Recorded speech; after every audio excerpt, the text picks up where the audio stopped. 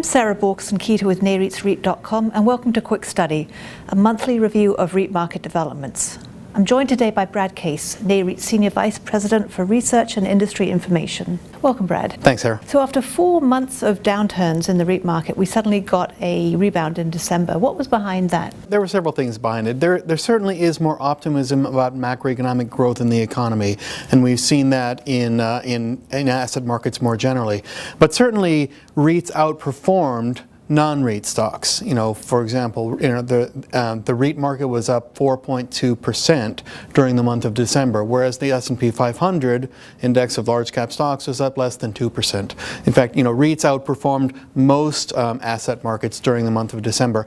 And I honestly think that has to do with people looking at the real estate market and saying, I see some undervalued assets. After, as you say, 4 months of negative total returns for REITs, there was, it was very difficult to make the case that REITs were overvalued, and I think investors started to recognize that and come back into the REIT market during December. And before we look at 2017, how would you characterize 2016 as a whole? Well, REIT returns for 2016 as a whole were solid. They were 9.28% on average. That's actually a little bit low by REIT standards. Usually REIT returns over a full calendar year have been greater than 9.28%.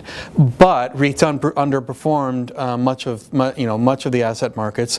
The big winner during 2016 was small cap value stocks. Small and mid cap stocks more generally, but especially small cap value stocks were up more than 30% during the year. And a lot of that you saw just during the 1 month of November. In fact, during December, small cap value stocks underperformed REITs. So I think, it's not quite clear to me why investors were so enamored of that segment of the stock market during November, but it corrected to some extent in December.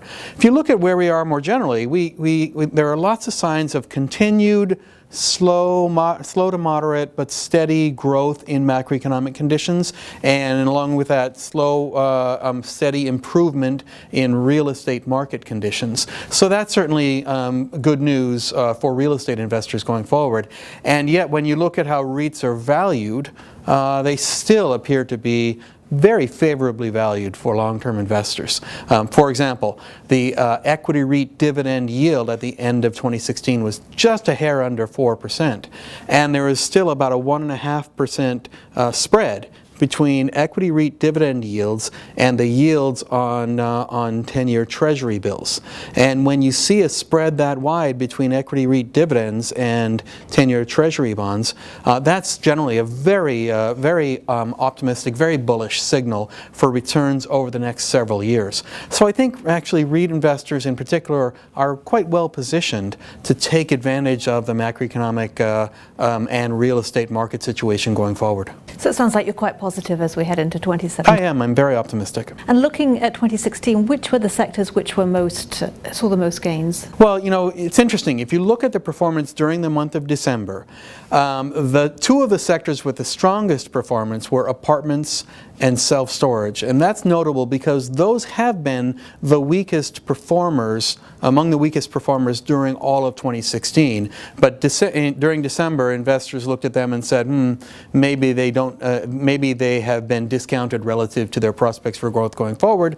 And so they performed very well during December, up in both cases around 8% during the month. Two of the other strongest performers were the lodging and resort segment and the data center segment. In both of those two cases, those are two of the very best performing sectors during all of 2016. So not only have investors been happy about them throughout the year, but they continue to be very happy with them during the month of December. Again, in both cases up around 8 percentage points during December. So we've actually seen quite a bit of spread among the different property types over the course of 2016. But when I look at the overall valuation situation and the overall real estate market fundamental situation, that seems to me to be a solid growth, a solid situation to promote growth in property values and dividends going forward, really across all property types. Great. Well, thanks very much, Brad. Oh, it's very much a pleasure. And for more news and analysis on all things REIT, be sure to visit REIT.com.